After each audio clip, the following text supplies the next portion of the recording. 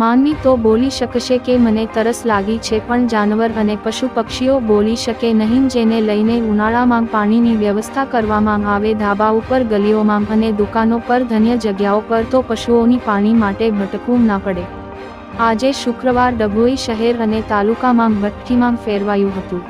44 degree કાળઝાળ ગરમી સાથે ડભોઈ એ આજે સિઝનની જ નહીં, 44 ડિગ્રી સાથે યલો એલર્ટ પર રહેલું ડભોઈ આજે સીધું જ રેડ એલર્ટ પર પહોંચી ગયું છે.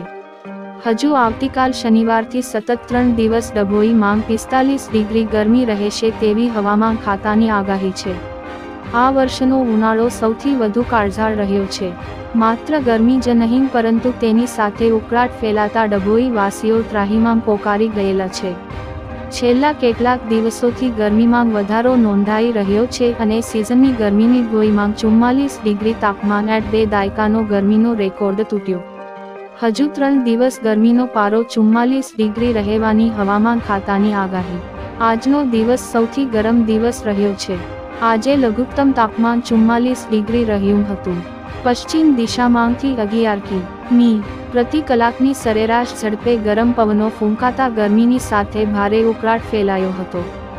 બપોરના સમયગાળા દરમિયાન લોકોએ કામ વિના બહાર નીકળવાનું ટાળ્યું હતું, જેથી રાજમાર્ગો સુમસામ બન્યા હતા. તેમ છતાં કેટલીક જગ્યાએ લોકોની ભીડભાડ રહી હતી. આજે ડભોઈ ભઠ્ઠીમાં ફેરવાયું હતું અને ગરમ પવનોથી અંગ દઝાડતી ગરમી અને ભારે ઉકળાટથી ડભોઈ વાસીઓ ત્રાહિમામ પોકારી ગયા હતા. હજુ આવતીકાલ શનિવારથી 3 દિવસ ગરમીનો પારો 45 ડિગ્રી જ રહેશે તેવી હવામાન ખાતાએ આગાહી કરેલી છે. અસહ્ય ગરમી અને ઉકળાટથી ડભોઈ વાસીઓ ત્રાહિમામ.